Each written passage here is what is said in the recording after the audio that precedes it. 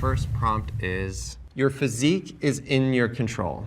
To me, personally, I do feel like I can be at a better place. I'm working on it, and that's my goal. When I first started working out, I lost 60 pounds, and that included just counting calories. I didn't have to work out as hard. I did the treadmill. I went at an incline, and I just walked the whole time, watching a movie and just walked. I just made healthier choices, and I've been mindful about what I put inside my body. What's going on here? Is this really a Jubilee video? That was like the most reasonable answer ever.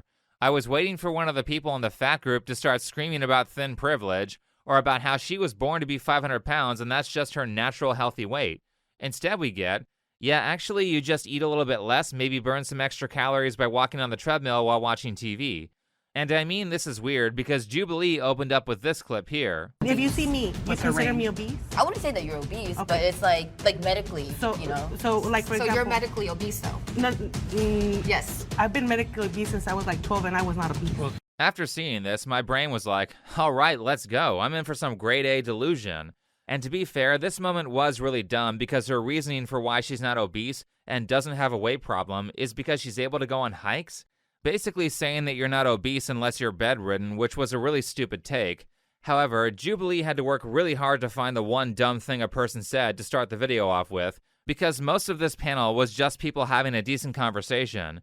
Though not to say that everyone had 100% reasonable and neutral takes, there was definitely some gaslighting and definitely some coping in this debate. But the most interesting part of this panel was to finally be able to listen to people talk about their issues with losing weight, who aren't some crazy, screaming, radical fat activist, or without someone like Myron Gaines saying dumb stuff like this. I mean, if I was president, hell, I'd put all of them in a fat concentration camp so they can concentrate on dieting and exercising. Do you really mean that, or are you just saying that? Yeah. I'm dead ass, yeah. If I was president, make me president, I would get rid of the obesity problem like that. I find it interesting that they can lock us up in their homes for almost 2 years saying wear a mask, etc. But then I say, I'm gonna lock these dudes up in a concentration camp where we're gonna get them healthy food, we're gonna get them exercising, and I'm looked at as crazy. Just when I thought the fresh and fit takes couldn't get any worse, we have Myron actually tripling down on putting people he doesn't like in internment camps. The third time he insisted on this was cut for time, but not only has Myron tried to illegally censor critics through the DMCA system, but now he wants to imprison undesirables. Do people still believe his pro-freedom grift? Anyway, moving back to the original video, one of the things that I've noticed about people having trouble with change is their mindset. This may seem like it doesn't matter, but your mindset about change has a very significant effect on whether you will succeed or not. You need to actually believe you can do it, because when someone doesn't believe they can do something, they won't try, followed by them throwing out every excuse to justify why they won't try. And you can see that during the first prompt that Jubilee gave, which was, your physique is in your control, do you agree or disagree? There's a stark difference in the mindset between the people who believe their fate is in their hands and the ones who don't. Here's a person who doesn't believe that she has a lot of control. So while of course there are aspects that I think you can control about your physique, I think there are more things that are out of your control. Like, it is so much more expensive to eat healthy than it is to eat like crap. Well, I mean, that's still in your control. You don't have to shop at Whole Foods, and you can also choose to buy food that is a little bit more expensive, but buy less of it and eat less of it. Surely it can't be that much more expensive if you're eating a massive amount of junk food. Like, it has to even out because binge eating costs a lot of money. Let's hear more of her argument, but first, let me tell you about this video's sponsor, Scentbird. Are you looking to upgrade your smell but have no idea where to start? Well, Scentbird has you covered. Scentbird is a fragrance subscription service that allows you to try out designer colognes and perfumes. Each month, you pick out different options to try out so you can mix and match, build your smell palette, and figure out what fragrances work for your personality and your personal style. Scentbird makes figuring out what you like easy, affordable, and convenient, and you can cancel your subscription anytime. This month they sent me this House of Beau fragrance, which is a unisex smell that has a very fresh tone to it. So far it's my favorite, and I think next time I'm going to try out smells that are more like this one because it gives off a very relaxed vibe. Not only that, but Scentbird fragrances come in these little cases that protect your vials and make them very easy to travel around with. Each vial comes with a 30-day supply of a fragrance, so you have plenty of time to test them out and see what you like until you find a scent that suits you perfectly, or multiple scents that suit you for each different occasion. Imagine that you not only get to have fun at an event, but you get to remember how you smelled at that event thanks to Scentbird. Scentbird has over 700 different fragrances to try. They carry brands such as Gucci, Prada, and Versace. You can be sure that you're getting a premium scent each month, and it's the perfect way to try out new scents without committing to the price of a whole bottle. So, if you want to check out Scentbird, then scan the QR code or use promo code TBYS to get 55% off your first month at Scentbird.com. All right, let's continue the Jubilee video. If I go to the grocery store and I just want to buy a bunch of frozen meals, that's going to be so much cheaper than me going and buying fresh produce and fresh fruit and everything. I disagree. The prepackaged foods, the frozen ones, way more expensive. I always save money by just going to the grocery store and buying ingredients. I agree with you on that, but I can go get a frozen meal sometimes for $1.50, $2, where if I want to cook a whole meal, and that could be $10. So you'll get more. Okay, so unfortunately, I'm actually going to agree with Jade, the white dress girl, slightly. I've seen several videos like this one comparing the cost of making different foods at home compared to the cost of the cheapest option at the store, and if you're just going for the cheapest option and don't care about quality or taste, the pre-made food is a lot cheaper than making it yourself. And food prices have been going up so much that this is starting to be true for a lot of meals. But that doesn't mean that it's unaffordable to eat healthy or that there aren't compromises that you can make to fit healthy eating into your budget. Buy large bags of rice and beans at Costco. Get everything in bulk. Get your chicken in bulk. Get your vegetables in bulk. Get some glass containers on Amazon, take one day out of the week, and spend some time meal prepping for that whole week. To be perfectly honest, when you're dieting, I think it's a stupid idea to vary your diet a bunch anyway. That just makes it more likely that you'll undercount calories or wish you had something more. It's much better to have a couple of set meals that you eat over and over at the same times every day when you're trying to drop weight.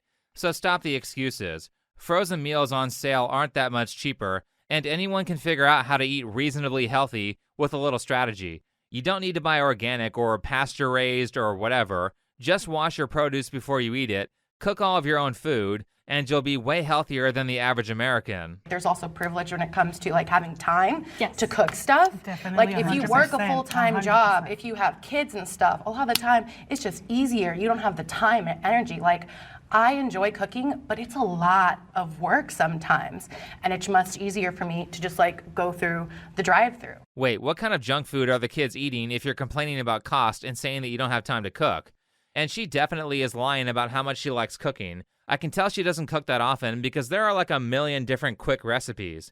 This is something that's easy to work out when you aren't making excuses for everything, and you don't need time privilege to make your own food. Mexican food has to be the most efficient when it comes to good tasting food that doesn't take that long to make, and it's not expensive either. If I'm meal prepping, especially for weight loss, I can make a week's worth of dinner in about 45 minutes by doing a burrito bowl with ground beef and rice and a little bit of cheese. There's a lot of downtime during that recipe once the meat starts cooking, so in those 45 minutes, I can also hard boil a week's worth of eggs. Include the time that it takes to wash dishes, which I can also partially do while the food is cooking, and now I got breakfast and dinner in around an hour while I was listening to a podcast or a book on my phone. There are so many foods that don't take any time. Baked chicken and rice, scrambled eggs, steak if you want to spend the money, and there's also like a million crock pot recipes that take like 5 seconds of prep work, followed by just waiting for several hours. Instead of going through a fast food drive-thru every day, how about you spend the time learning how to make things quickly, which is easy because you have this amazing resource called YouTube where you can learn every efficient way to cook an egg by watching a single video that you can speed up.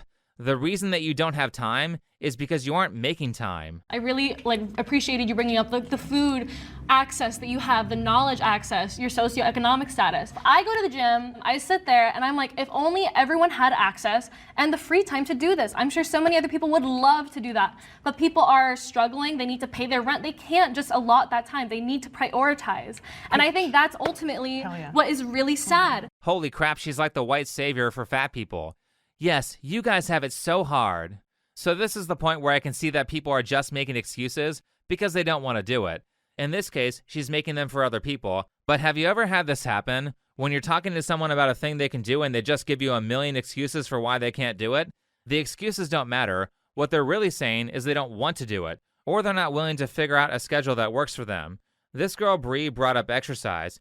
Exercise doesn't take that much time. You don't have to spend an hour and a half at the gym 5 times a week to be fit. What you have to do is be efficient. If you're a beginner at weightlifting, you can do a workout like this one twice a week with 20-pound dumbbells that takes about 20 minutes and get incredible results. Basically no time at all. Do you have back pain, need to increase your range of motion, or practice posture? Well, on screen is a yoga sequence that I've created for you that will help, that is full of a bunch of common poses that can be easily looked up. It takes about 15 to 20 minutes, and it only has to be done about 2 or 3 times a week.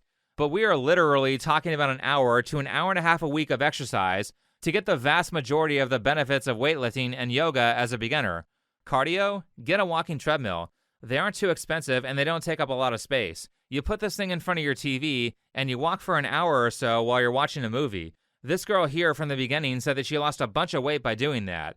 It's like a cheat code for burning extra calories, and it's easy cardio, especially for people who aren't that fit. Like, let's say, for example, you're a teenager and you're like 500 pounds. Yeah, the absolutely. work that you need to do to remedy that is ungodly. Like, that's really challenging. That's a hard agree. thing to do for I anybody. agree. As opposed to like me, I was really skinny and then I decided, oh, I'm gonna go to the gym, I put on my weight. The results are showing. It looks like I'm working super hard. I make these choices like, go girl. Right. But that is not the same accessibility that someone can make that change for themselves in different circumstances. I agree. Yeah, so there's actually a simple solution to this as well.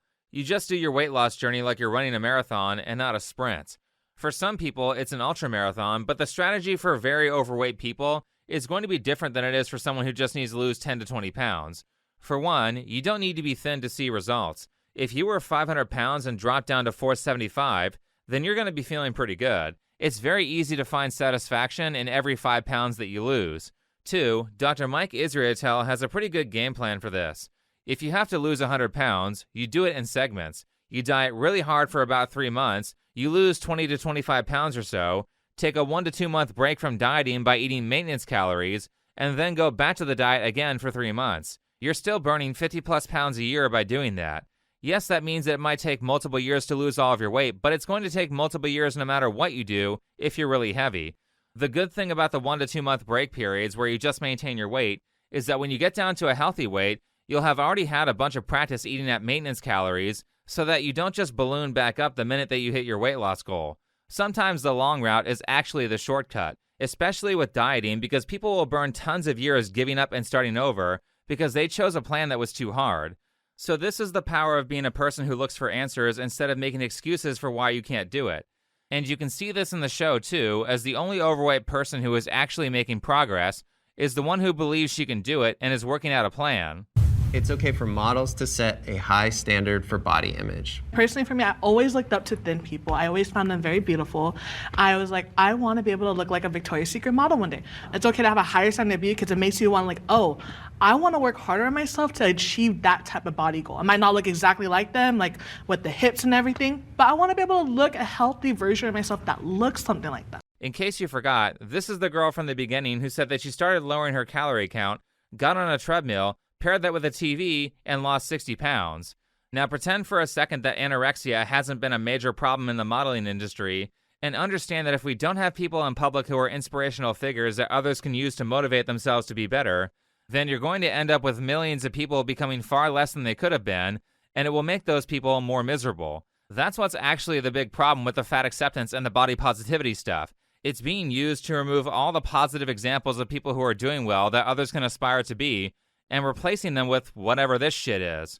Great, I can aspire to get type 2 diabetes.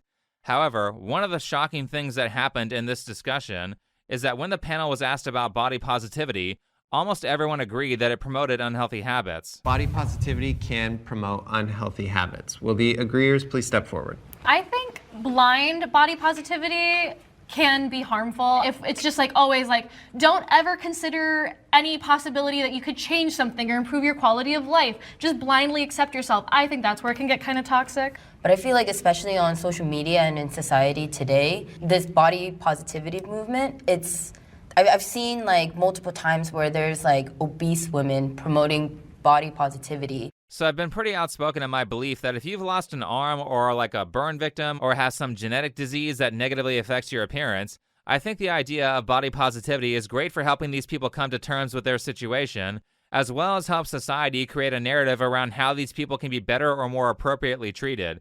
However, none of that comes to mind when people say body positivity these days, because it's almost always some very overweight chick talking about how she's oppressed because she ate her way into being 400 pounds.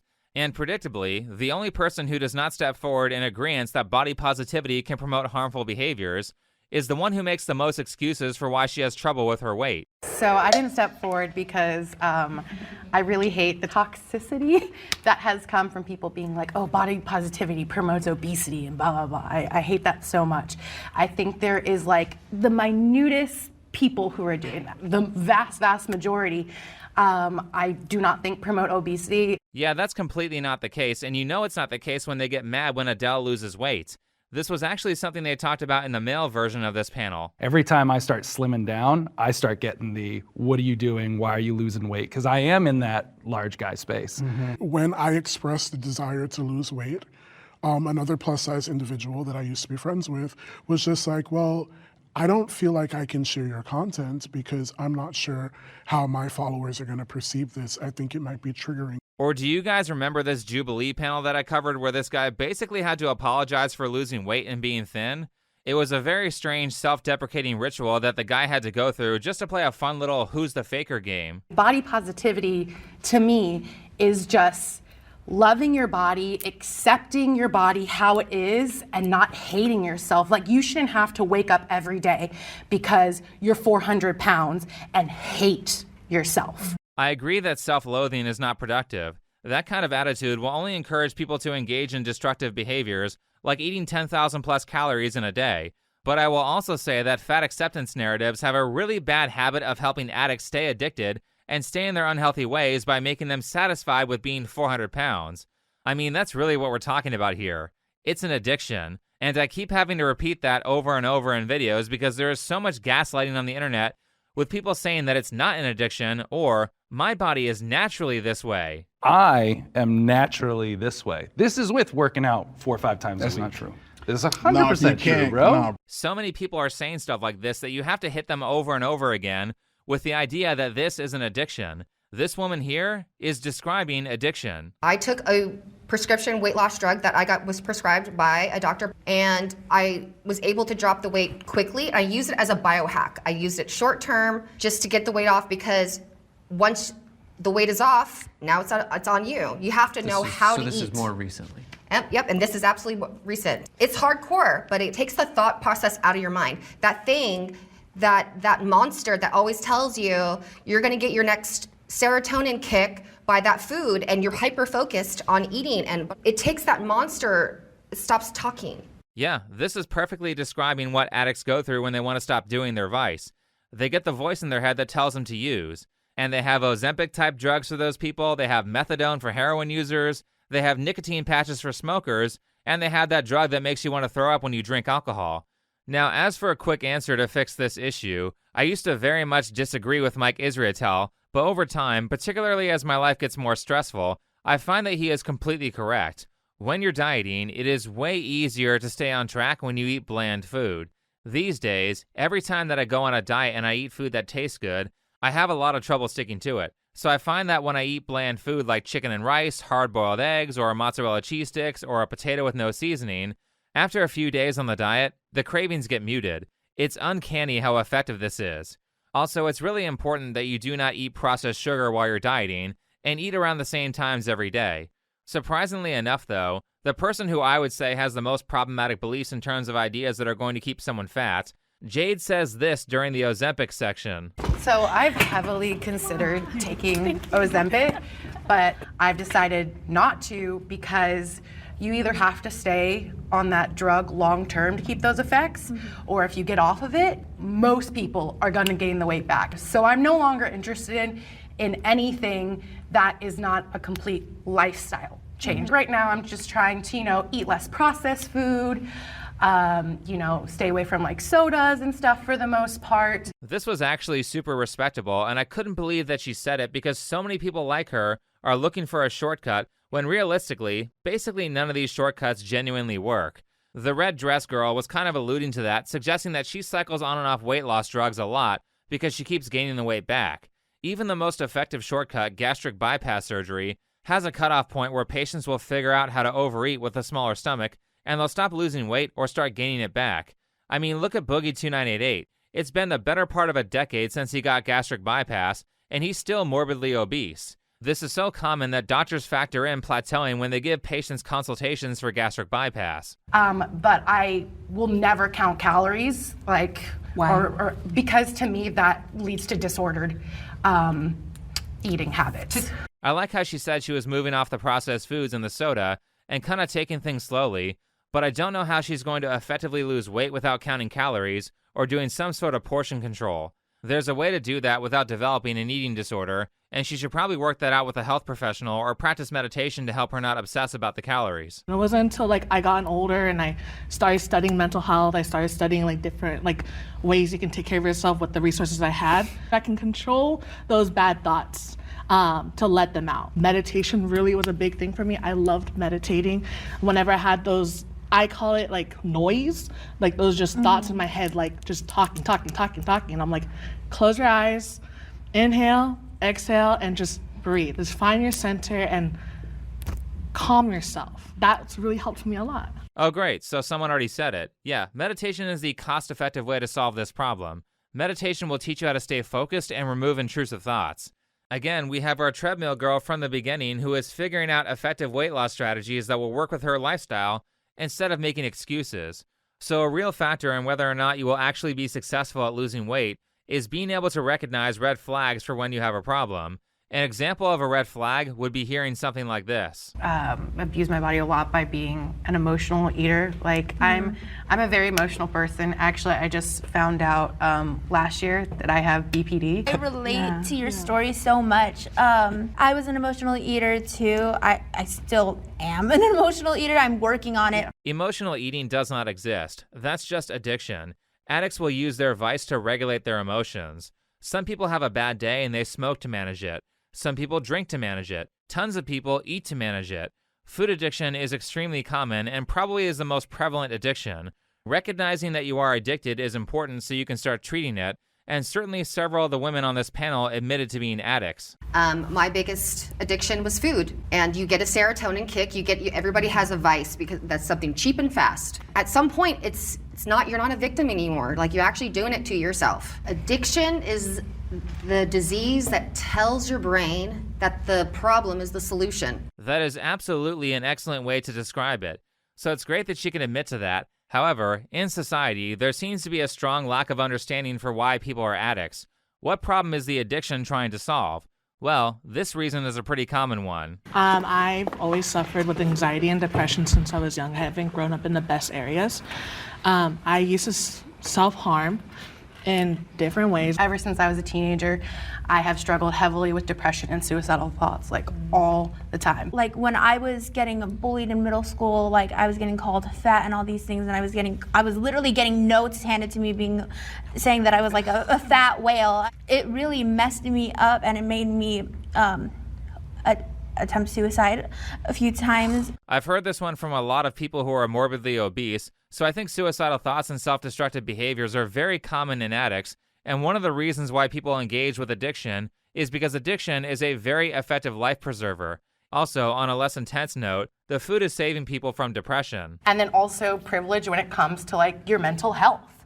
When you are depressed, when you're struggling to even get through the day, it can be really hard to have that motivation to eat well, to move your body and stuff. So for then when people are oh, why aren't you working out? It's dude, I can barely even get out of bed. So please stop with that. Well, unfortunately, the only way to cure depression is to actually get out of bed. Fortunately, you don't have to do that much to make vast improvements on your depression. You just have to pick small things that you can stick to for long periods of time. Realistically, I think the vast majority of people who deal with depression are depressed simply because their life sucks and they have nothing to look forward to. A step you can take to fix that is to list out 5 to 10 things that make you happy and make sure that you're engaging with those things in the short term daily and in the long term weekly or monthly. I'm gonna let you in on a little secret. Every day, once a day, give yourself a present. Don't plan it, don't wait for it, just let it happen. It could be a new shirt at the men's store, a cat nap in your office chair, or 2 cups of good, hot, black coffee. Like this. A present. Like Christmas. That's actually pretty solid advice from Twin Peaks. Nobody wants to live a life where nothing good is happening, and if you have nothing to look forward to, then you're going to look forward to food. Outside of that, you need to create an actionable plan to make your life better that includes removing toxic aspects of your life like debt or bad friends, and has you making progress towards your goals. And when I say actionable, I mean it's easy. So easy that even you can do it. The biggest problem that I see with people giving depression advice or weight loss advice is that the changes they recommend are too difficult to act on for a beginner or for a person who is mentally unwell enough to gain 200 extra pounds. And personally, I really hate that show The Biggest Loser and all of the copycat shows that were like it, because those weight loss shows gave people a very unrealistic view of what is required to lose weight. If you know nothing about health and one of those reality TV shows is your only experience with weight loss, then you're going to think that you will make no progress unless you exercise all day with a program that is so intense that it makes you vomit or have to regularly go into an ice bath and seek medical attention just to survive, followed by eating a crazy low amount of calories per day compared to how much exercise you're doing. Basically a plan that's so rigorous that nobody who isn't getting paid to do a reality TV show is going to do this. So realistically, for your health, you don't need to exercise that much. If you did 2 20-minute weightlifting workouts plus 2 or 3 20-minute yoga practices per week, and maybe you walk on the treadmill while you watch TV for your cardio, then you're going to get into some pretty amazing shape in about 6 months.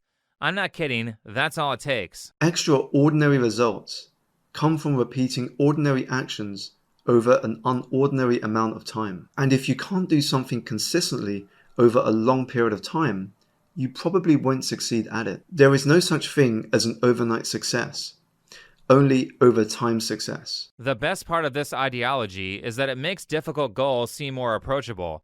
This makes people believe they can do it, which will encourage them to try instead of making excuses. And unless you decide later that you're really into fitness, you never really need to increase the amount you're exercising from that easy plan that I just gave.